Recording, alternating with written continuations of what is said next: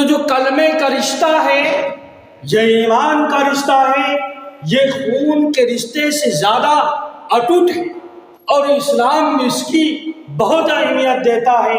اسی وجہ سے اللہ تبارک و تعالیٰ نے فرمایا انما المؤمنون اخوۃ فاصلحوا بین اخویکم، کہ جتنے بھی دنیا کے اندر ایمان والے ہیں، مسلمان ہیں، وہ آپس میں بھائی بھائی ہیں، بس مل کر جڑ کر اخوت کے ساتھ، بھائی چارگی کے ساتھ، پیار کے ساتھ، نبی کی تعلیمات کے ساتھ زندگی بسر کیجیے۔ کوئی تخصیص نہیں کہ کسی بھی برادری سے تعلق رکھتا ہو، اگر وہ ذات کا بھنگی ہے، اگر ذات کا وہ نیچا ہے، لیکن اس کا اور ہمارا رشتہ کلمہ سے ہے، نبی صلی اللہ علیہ وسلم کی تعلیمات سے ہے،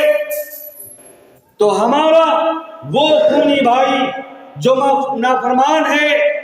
جس کا عقیدہ اللہ کی ذات سے جڑا ہوا نہیں ہے، اس سے بڑھ کر وہ ہمارا بھائی۔ نبی صلی اللہ علیہ وسلم نے بھی یہی تعلیم دی کہ دنیا کے اندر کہیں کا مسلمان اگر ذرہ برابر نبی کے کلمے کی لاج ہوگی اور رائی کے دانے کے برابر اس کے دل کے اندر اگر ایمان ہوگا، تو کہیں کا مسلمان ہو، اگر وہ مسلمان ستایا جاتا ہو تو اپنے دل کے اندر وہ درد محسوس کرے گا۔ اللہ کے نبی صلی اللہ علیہ وسلم نے مثال دے کر فرمائی کہ ایک مسلمان کا دوسرے مسلمان سے کیا رشتہ ہے، ایک مومن ایک مسلم دوسرے مسلمان سے آپس میں وہ اسلامی نظریے سے کیسے ہیں۔ مثال دی جیسے کہ ایک جسم ایک جان ہے۔ ایسے دنیا کے کہیں بھی مسلمان رہتے ہیں، لیکن وہ ہمارے لیے وہ ایک جسم کی طرح ہیں، ایک جان کی طرح ہیں۔ نبی پاک صلی اللہ علیہ وسلم نے فرمایا مثل المؤمنین فی توادہم وتراحمہم وتعاطفہم مثل الجسد اذا اشتکا منہ عضو تداعی لہ سائر الجسد بالسحر والحمى، کہ مسلمان کی مثال بھائی چارہ کے اندر، محبت کے اندر، اخوت کے اندر، مہربانی کے اندر ایسے ہے جیسے مثل الجسدی، ایک جان، اذا اشتکا منہ، اگر کسی عضو کو تکلیف پہنچتی ہے تو تداعی لہ سائر الجسد، تو پورا جسم متاثر ہو جاتا ہے۔ نبی نے مثال دے کر سمجھایا بات کو، فرمایا بالسحر والحمى، جس طریقے سے بخار، کہ جب بخار آتا ہے تو ایسا نہیں کہ جسم کے کسی ایک اعضاء کے اندر بخار آ جائے اور دوسرے اعضاء کے اندر بخار سے متاثر نہ ہو، ایسا نہیں کہ داہنے ہاتھ کے اندر بخار ہو اور بایاں ہاتھ ہمارا اس سے متاثر نہ، بلکہ جب بخار آتا ہے تو انسان کا پورا جسم اس بخار سے متاثر ہو جاتا ہے۔ اور پھر مثال بیان کری بالسحر والحمى، اور جس طریقے سے نیند، ایسا نہیں کہ اگر کسی انسان کے اوپر نیند غالب آ جائے تو نیند کا عمل صرف آنکھ ہی کام کر لے، آنکھ ہی نیند کا عمل پورا کر لے، کہ صرف آنکھ بند ہو جائے اور پورا جسم حرکت میں رہے، چلتا رہے، پھرتا رہے، کھاتا رہے، ٹہلتا رہے، کام دھندا کرتا رہے، آدمی سوتا رہے، ایسا نہیں ہوتا۔ جب نیند کا اثر غالب آتا ہے تو پورا جسم اس اثر کو محسوس کرتا ہے اور پورے اعضاء بند ہو جاتے ہیں، کام دھام کرنا بند ہو جاتا ہے۔ تو اسی طریقے سے نبی پاک صلی اللہ علیہ وسلم نے مثال دی کہ دنیا کے اندر کہیں بھی مسلمان بستا ہے، وہ دوسرے مسلمان کے لیے اسی طریقے سے ہے جیسے کہ ایک دھڑکن، ایک جان۔ اگر ان مسلمان کو کوئی تکلیف پہنچتی ہے تو سب سے پہلا اس درد کو یہ مسلمان محسوس کرنا چاہیے، یہ ایمان کا درجہ ہے۔ پیغمبر علیہ السلام نے بات یہ کرنی ہے کہ کون مسلمان نہیں جانتا کہ آج فلسطین کے اوپر، فلسطین کے مسلمانوں کے اوپر 75 سال ہو گئے ان کے اوپر ظلم و بربریت، ظلم زیادتی ہو رہی ہے ان مسلمانوں کے اوپر۔ غزہ کے اندر ہزاروں معصوم بچوں کو اب سے تقریباً جب سے یہ جنگ ہو رہی ہے، جب سے اسرائیل ان مسلمانوں کے اوپر بربریت ڈھا رہا ہے، ظلم و ستم کے پہاڑ توڑ رہا ہے، تقریباً 9000 سے زیادہ لوگ شہید ہو گئے۔ اور یہ 75 سال کی ایسا ان فلسطین مسلمانوں کا خون ہے جو 75 سالوں میں ایسا مقدس خون اس روئے زمین نے نہیں دیکھا ہے۔ وہ اپنی کسی ذاتی لڑائی کے لیے نہیں لڑ رہے، وہ دنیا کے پورے مسلمانوں کے لیے لڑ رہے، وہ اپنی ذات کے لیے نہیں لڑ رہے، وہ بیت المقدس کے لیے لڑ رہے ہیں جو ہمارا سب کا، پوری دنیا کے مسلمانوں کا اول قبلہ رہا تھا، جس کے اندر ہزاروں انبیاء علیہ السلام مدفون ہیں، جو تمام نبیوں کا مسکن رہا ہے اور اس وقت مدفن۔ یہ وہ علاقہ ہے جس کے بارے میں قرآن مجید میں کہا گیا جب تک قرآن مجید کی قیامت کے صبح تک یہ آیت باقی رہے گی، ہمارا رشتہ اس بستی سے اور بستی کے رہنے والے مسلمانوں سے باقی رہے گا۔ سبحان الذی اسریٰ بعبدہ لیلا من المسجد الحرام الی المسجد الاقصی الذی بارکنا حولہ لنریہ من آیاتنا، کہ یہ وہ سرزمین ہے جس کے بارے میں اللہ تبارک و تعالیٰ نے فرمایا کہ وہاں برکتیں ہی برکت ہے، اور وہاں برکتوں کا مطلب یہ ہے کہ اللہ تبارک و تعالیٰ نے ہزاروں انبیاء علیہ السلام، ہزاروں نبی وہاں آئے، اور خود جناب کریم حضرت محمد عربی صلی اللہ علیہ وسلم نے وہاں جا کر تمام نبیوں کی امامت فرمائی تھی۔ یہ وہ سرزمین ہے جس کا رشتہ تمام انبیاء علیہ السلام سے وابستہ تھا، جس کا رشتہ ہم سب کے جد امجد سیدنا حضرت ابراہیم علیہ السلام سے وابستہ تھا، اور ان کی اولادوں سے وابستہ تھا، کہ طوفان نوح کے بعد 40 سال کے بعد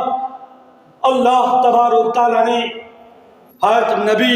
ابراہیم علیہ السلام کو حکم دیا کہ بیت المقدس کی تعمیر فرمائیں۔ انہوں نے بیت اللہ شریف کے بعد بیت المقدس کی تعمیر فرمائی 40 سال کی۔ اور یہ یاد رکھیے اس کا مقام و مرتبہ اس حدیث سے معلوم ہوتا ہے کہ عبادت کی غرض سے بندہ کہیں کا سفر نہیں کر سکتا ہے، سفر کرنا حرام ہے عبادت کے غرض۔ مثلا اگر میں عبادت کی غرض سے اگر میں جا رہا ہوں خواجہ معین الدین چشتی رحمۃ اللہ علیہ کے مزار پر، تو یہ جائز نہیں، اسلام منع کرتا ہے۔ اگر کسی میں بزرگ کے مزار پر جا رہا ہوں بغرض عبادت، تو اسلام منع فرماتا ہے۔ ہاں بغرض عبادت نہیں، ہم اگر ایصال ثواب کی نیت سے جا رہے یا ہم کہیں گئے تھے ٹور پر، وہاں حضرت کی زیارت کر لی، لیکن نبی کریم صلی اللہ علیہ وسلم نے بالاجتہاد بغرض عبادت 3 مقامات ہیں جہاں بتایا ہے کہ سفر کر سکتے ہیں، اور بلکہ وہاں کی جو ہے فضیلت یہ بیان فرمائی ہے کہ اگر کوئی مسجد حرام کے اندر نماز پڑھتا ہے تو اس کو 1,00,000 رکعت نمازوں کا ثواب ملتا ہے۔ اگر کوئی مسجد نبوی کے اندر نماز ادا کرتا ہے تو 50,000 نمازوں کا ثواب ملتا ہے، اور کوئی بیت المقدس میں جا کر کے وہ نماز ادا کرتا ہے تو 25,000 نمازوں کا ثواب ملتا ہے۔ یہ 3 ایسے مقدس مقامات ہیں جن کے بارے میں اللہ کے نبی صلی اللہ علیہ وسلم نے فرمایا کہ برگرز عبادت وہاں سفر کیا جا سکتا ہے، اور وہ ارض شام یہ وہ ارض فلسطین ہے جس کے بارے میں اللہ کے نبی صلی اللہ علیہ وسلم نے فرمایا کہ اللہ تبارک تعالیٰ یہاں میدان محشر قائم کرے۔ یہ وہ فلسطین کی سرزمین ہے کہ فلسطین سے لے کر مدینہ تک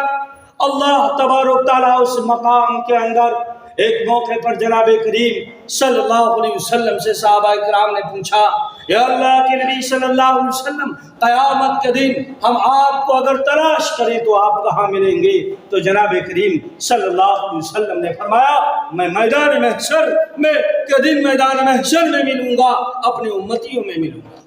صحابی سوال کرتے ہیں، اللہ کے رسول اللہ صلی اللہ علیہ وسلم میدان محشر کہاں ہوگا؟ تو جناب کریم صلی اللہ علیہ وسلم نے فرمایا القدس، یعنی بیت المقدس، ارض شام کے اندر، فلسطین کے اندر جو ہے میدان محشر قائم۔ پھر فرمایا، ان صحابی نے عرض کیا، اللہ کے رسول اللہ صلی اللہ علیہ وسلم اگر آپ وہاں نہ ملے تو پھر کہاں ملیں گے؟ تو فرمایا کہ میں حوض کوثر پر ہوں گا اور اپنی امتیوں کے لیے پیاس بجھا رہا ہوں گا۔ صحابی عرض کرتا ہے، یا اللہ کے رسول اللہ صلی اللہ علیہ وسلم حوض کوثر کہاں ہوگا؟ تو جناب کریم صلی اللہ علیہ وسلم نے فرمایا، وہ ارض شام، فلسطین، بیت المقدس سے لے کر مدینہ النبی صلی اللہ علیہ وسلم تک ہوگا۔ اللہ کے نبی صلی اللہ علیہ وسلم نے فرمایا القدس القدس 3 مرتبہ۔ وہاں کے آج مسلمان 70 سالوں سے ان کے اوپر ظلم ہوتا ہے، بربریت، اگرچہ ہم کچھ نہیں کر پاتے لیکن کم سے کم وہاں کے مسلمانوں کے لیے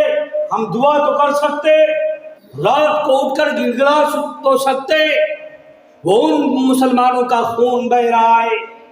جو اس 20 دنوں کے اندر، 22 دنوں کے اندر تقریباً 9,500 کے قریب مسلمان شہید ہو گئے، جس میں سے 40% بچے، عورتیں۔ تقریباً 219 مساجد کو اور مدرسوں کو نشانہ بنایا گیا، مسمار کر دیا گیا۔ 22 لاکھ کا آبادی ہے وہاں، لیکن ان کے لیے کھانا پینے کے لیے کوئی چیز نہیں ہے، بند کر دیا گیا کھانے پینے کو، لائٹ کاٹ دی گئی ہے، پانی بند ہے، بالکل محصور کر دیا گیا ہے، کوئی کسی طریقے سے رابطے کا کنیکشن نہیں ہے۔ 50,000 وہ حاملہ عورتیں جو موت اور زندگی سے کی کشمکش میں پڑی ہوئی ہے، وہاں کوئی دوائی اپلبدھ نہیں ہے، اتنے سارے وہاں زخمی لوگ ہیں جن کا علاج یوں ہی کیا جا رہا ہے، کوئی ان کے پاس دوائی نہیں ہے جن سے وہ سن کیا جا سکے، ایسے ان کی مرہم پٹی کی جا رہی ہے۔